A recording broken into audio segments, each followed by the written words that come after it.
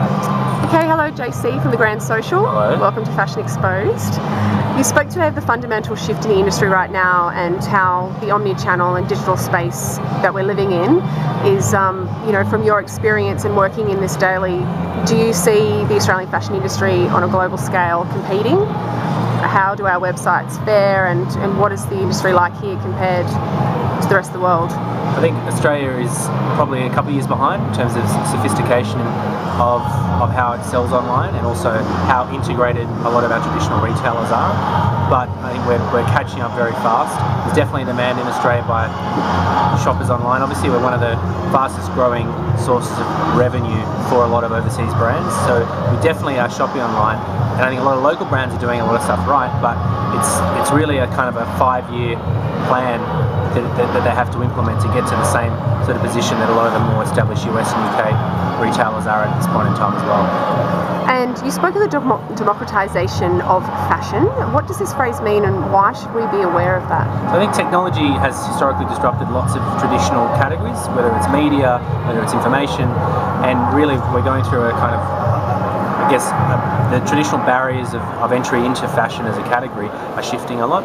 It's the cost of producing content, of marketing content, of selling products online has come down hugely. So anyone can be online selling products, and also a lot of the selling is being done by the actual customers themselves. So individuals are creating their own marketplaces to sell products online, their own blogs to sell products online. So the old concept of that there's a wholesaler and a retailer, that's really shifted to really the man on the street, the woman on the street being able to produce their own content, their own products, and sell them at a very low cost that they couldn't do 10 years ago. Because we see a lot of people, Facebook and Instagram as well, even selling products through those channels. The use of social channels to actually drive sales is also obviously on a massive increase, and anyone can be out there selling. You don't have to have a massive infrastructure or investment in all of that technology to be able to do that, and that's what the internet technology has allowed people to do and made it more accessible, hence democratised the category. The Grand Social acts as a channel and a platform for emerging designers to sell online. You mentioned how difficult and radical this concept was when you first launched in 2008. Yep.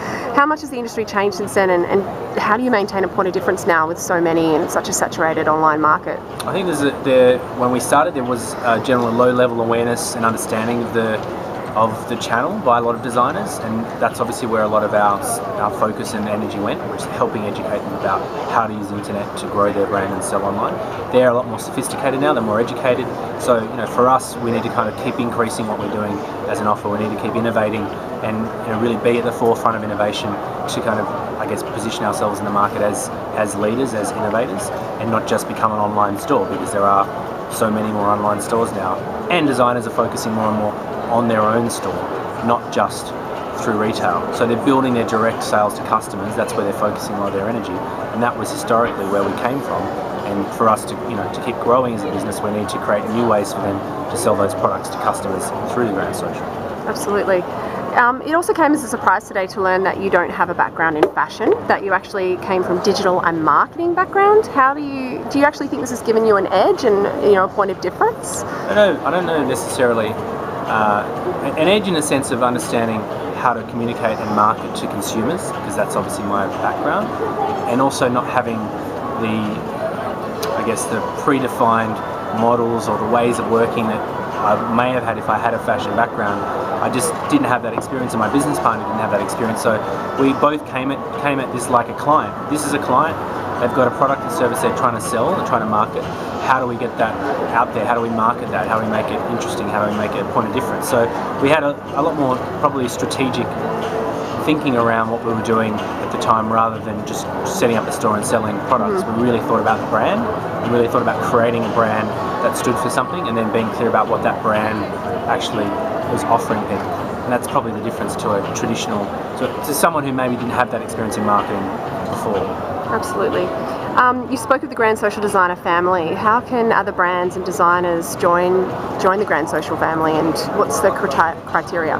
Well, there's not so much of a checklist. Yep. So to speak, there's an internal process that happens. So we get approached by designers every week, anywhere from 5 to 10 designers a week.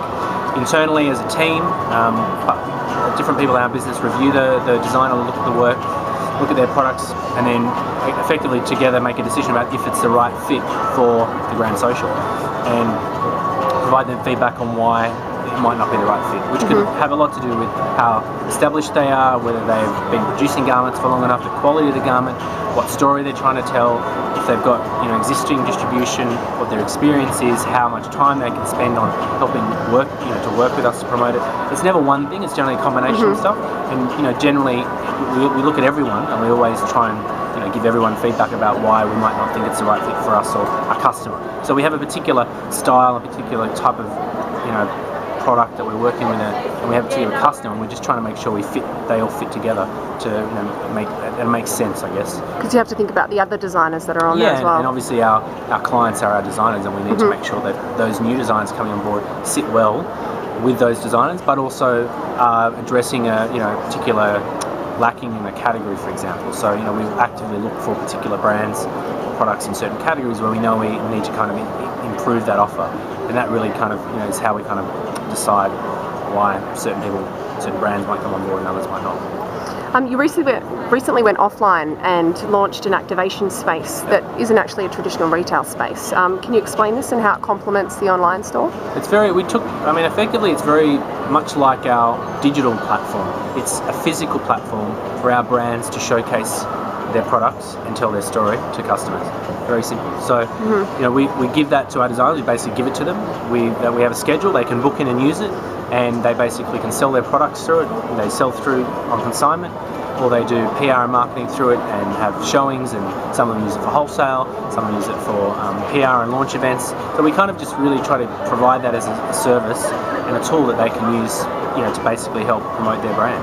And that's kind of how we've used it, and it's worked really well that way, because then we use that to produce content, bring people kind of into that space, physically experience the brand, and it's just a great asset as a business to be able to kind of hand that over to someone and say, here it is, it's yours to use, go for it, and then we kind of work with them to use that.